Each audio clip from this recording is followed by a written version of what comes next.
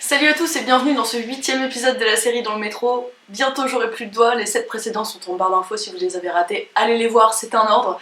Ça y est, je me suis déjà mis tout le monde à dos. Si jamais vous êtes restés, sachez que quand on prend le métro, parfois on voit des choses insolites, parfois on voit des choses drôles, et parfois on voit des choses qui n'en sont pas du tout, et c'est de ça que je vais vous parler aujourd'hui. La ligne 2 à 19h30. Enfer des agoraphobes, meurtrière des périmètres de sécurité, source inépuisable de mauvais souvenirs. En bout de ligne, j'y pénètre difficilement, me faufile jusqu'à une bulle d'oxygène presque propre dans un coin de la rame. Le strapontin me regarde en murmurant « Il pense même pas !»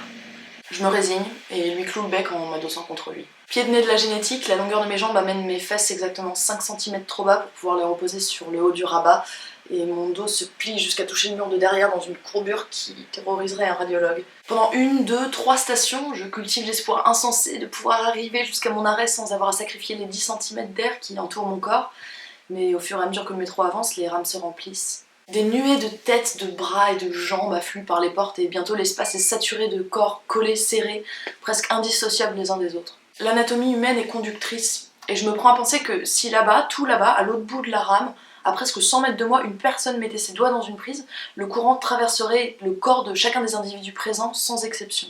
Une hécatombe. 220 volts qui foudroierait 8 personnes au mètre carré, soit 1000 âmes au total pour une rame en mode surcharge selon la fiche technique des rames MF01 installées en 2009 sur la ligne 2. Décidément, on trouve de tout sur Wikipédia. En parlant de courant, je dirais qu'il passe plutôt mal entre mon voisin et moi. Peut-on seulement parler de voisin, ce type que le hasard a positionné contre moi? Il me tourne le dos. Dans un sursaut de décence, peut-être, il s'est positionné de manière à ne pas trop m'écraser contre le mur. Compte tenu des circonstances, je dirais même que je ne suis en contact qu'avec une partie étonnamment réduite de son corps. Non, vraiment, notre partie de Tetris a relativement bien fait les choses. Ma cage thoracique a encore l'espace de se gonfler pour inspirer l'air. Je n'ai tout de même pas assez de marge de manœuvre pour extraire mon bras jusqu'à réussir à me gratter le nez, faut pas déconner, mais pour un jeudi soir sur la ligne 2, je dirais presque que je suis vernie. Juste, il y a cette main qui me dérange. Je ne peux pas lui en vouloir. Quand on se tasse les uns contre les autres, on abandonne l'utopie de choisir où on place ses membres. Sa main a atterri là. Bon. C'est un hasard affreux, mais je ne crois pas qu'il l'ait fait exprès.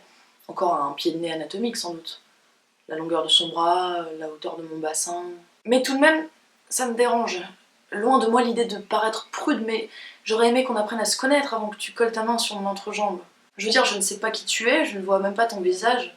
J'aurais au moins voulu savoir si t'as une tête à t'appeler Ernest, puisque c'est le nom que j'ai décidé de te donner pour les besoins de cette histoire. Bon, vraiment, tu m'excuseras Ernest, mais je ne suis pas tout à fait à l'aise avec ce contact inopportun, alors je me permets d'effectuer un léger déplacement, autant que me le permet ma faible marge de manœuvre.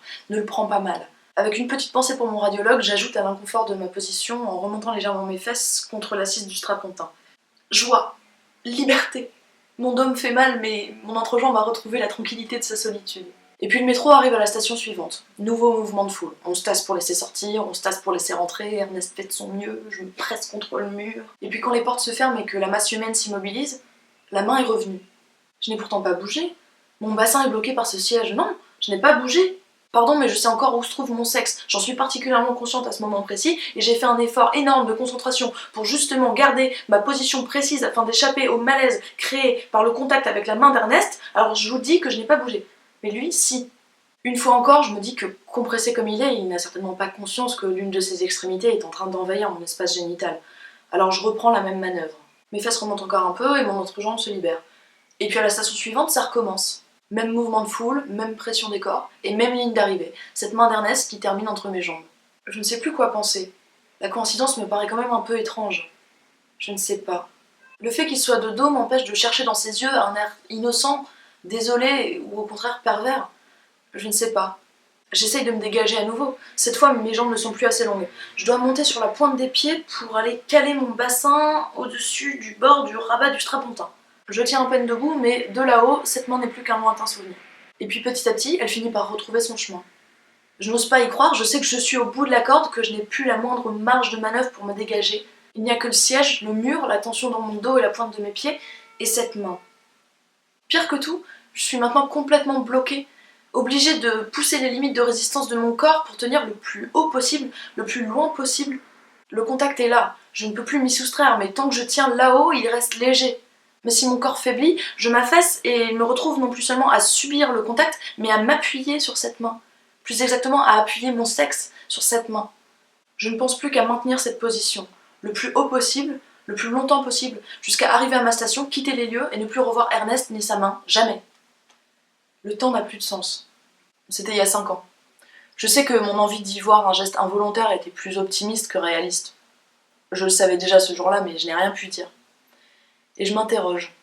Est-ce qu'aujourd'hui, je serais capable de taper du doigt sur l'épaule d'Ernest et de lui dire « Dis donc, Coco, t'as plutôt intérêt à virer ta main de gros dégueulasse de mon entrejambe ou je te la coupe à la scie sauteuse ?» Ou est-ce que je réagirais exactement de la même manière, à ne pas oser dire ou faire quoi que ce soit, de peur de passer pour la parano de service qui pense que le monde entier tourne autour de son vagin, alors que, de toute évidence, ce pauvre et respectable Ernest s'est simplement trouvé coincé dans une configuration improbable, de façon tout à fait indépendante de sa bonne volonté. Honnêtement, j'en sais rien. Mais quand je repense à cet incident, je peux pas m'empêcher d'espérer que, depuis tout ce temps, Ernest a fini par être victime d'un malencontreux accident de moissonneuse-batteuse qui aura débarrassé toutes les femmes du monde en même temps que lui-même de cette ignoble main baladeuse. Voilà, cet épisode est terminé, il est certainement un peu moins marrant que d'autres de la série, mais je pense que c'était quand même important d'en parler. Si jamais vous avez été vous-même victime de ce genre de comportement de gros dégueulasse, serrons-nous les coudes. Sur ce, je vous souhaite une très bonne journée, une très bonne soirée et je vous dis à très bientôt. Ciao!